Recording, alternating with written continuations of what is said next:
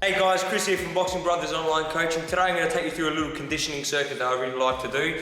It's a little bit of an all-rounder. There's some plyometrics for the lower body, explosiveness for the upper body, some footwork, a bit of like kind of technical aspects blended into it as well. So I'm going to just dive straight into it. I'm going to take you through those 3 exercises individually and just demonstrate them and break them right down, and then I'll do the whole circuit on camera. So guys, so for the first exercise you're going to need a battle rope. So with the battle rope you're going to use 1 rope at a time. Stick to just the one stance, whether you're orthodox or southpaw, just stick to whatever you're used to. You're going to take the rope in the lead hand and keep the rear hand up nice and tight in your stance, chin down. And what you want to do is you want to execute an uppercut and a hook. Okay, don't worry about throwing straight punches because you can't really efficiently utilise the resistance that the rope gives you on those punches. So you're just going to stick to round punches. I guess you could throw body rips as well, but to keep it simple, it's going to be uppercuts and hooks. Okay, an uppercut and a hook is going to be 1 rep. Make sure that the movement is compound, that you're using your legs, you're rotating behind your shots, you're twisting at the hip, etc. Don't just lift the rope with the arm and keep everything still. Okay, so you're going to be utilising, you're going to be coming up onto the ball of your foot, rotating your hip, rotating the shoulder at the torso, your thoracic rotate, everything's going to be going behind that shot. Generate as much momentum behind the punch as you possibly can and get as much momentum in that rope. This is a really thick rope, it's really good. So there's heaps of momentum, there's heaps of resistance behind it. So you're going to start with an uppercut and then a hook. Yeah, an uppercut and a hook. In between each uppercut and hook, move around, slip, shut the guard. You can even pivot, get a bit of footwork involved, and then execute that uppercut and hook. You can roll under shots, etc. Okay? Try to vary it as much as you possibly can. So from here, I'm going to go up, hook, and then on the move. On the move.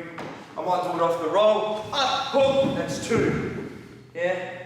And again, up, hook, 3. I'm going to pump out 10 repetitions. It's all about quality over quantity. Don't worry about doing too many. You're better off maintaining a better technique and maximum explosiveness in each of those punches and doing less of them. Then you're going to change to the rear hand. Same thing, nice tight guard with the lead hand. Up and hook. Yeah, on the move. Slipping. Up, hook. On the move. Up, hook. Yeah. Pump out your 10 reps. Yeah. Okay, so for this next exercise you need a dumbbell or some kind of weight that you can hold in one hand, whatever you can access. Okay, so what we're going to do, and don't go too heavy, this is a very moderate weight, this is 15 pounds, so I don't know, 7 kilos give or take. So you're going to load that weight onto your shoulder. Whatever shoulder you've loaded that weight onto, that corresponding foot is going to come forward and the opposite leg is going to go back. Okay? Now from this position, I'm going to lunge. Alright, nice controlled lunge, make sure both knees are at 90 degrees. I'm going to lunge. I'm going to have a little bit of rotation into that front leg, not too much, just a little bit. I'm just going to rotate, I'm going to wind up. I'm winding up, and then I'm going to shoot from the bottom of my lunge, pop, up. And I'm splitting my feet, and I've got rotation into the opposite direction. So essentially, whatever leg is forward, yeah, that's the direction that you rotate into. And then you can just reset.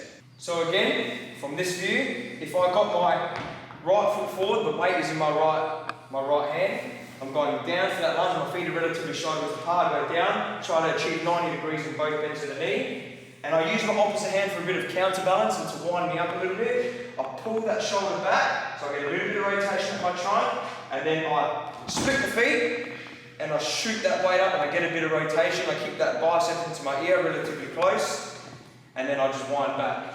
If you're going a little bit light and you want it to be a little bit more dynamic, you can do it repetitiously. So for example, I can go lunge with a bit of wind up, boop, and then just back again. Nice lunge, wind up, boop, and back again, etc. Again, stick to 10 repetitions each leg depending on how heavy you're going, how familiar with the exercise you are. You don't want to go to fatigue. You want to maintain a nice, snappy explosiveness in each one. You don't want to take it easy either, but don't absolutely destroy yourself. So with this exercise, for example, I'll start in my orthodox stance. I'm going to throw a left, right, and then with my feet, I'm going to be using my rear foot to step across, and then I'm going to pivot out southpaw. And then from this position, throw a right, left. Once I throw my right, left, I'm going to do the exact same thing with the opposite leg. I'm going to step forward with that left foot and pivot out back to orthodox. I'm back to where I started. Okay, so it's going to be a 1-2, step and slip, southpaw, pivot out, southpaw, 1-2, and then step and slip, orthodox, pivot out, orthodox, 1-2, step and slip, pivot out, 1-2, step and slip, pivot out, 1-2. Lots of rotation behind the punches. Make sure you're stepping the same amount of step every time. You're really whipping back, and when you get into that fixed position, throw those punches as hard and as fast as you can.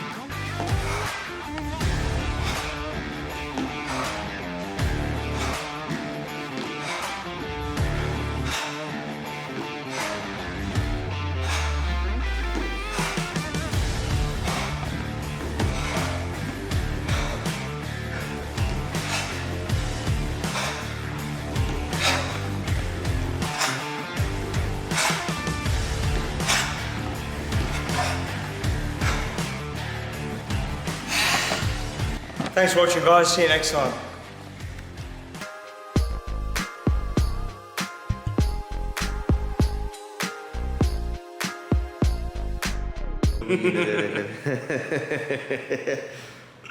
All right.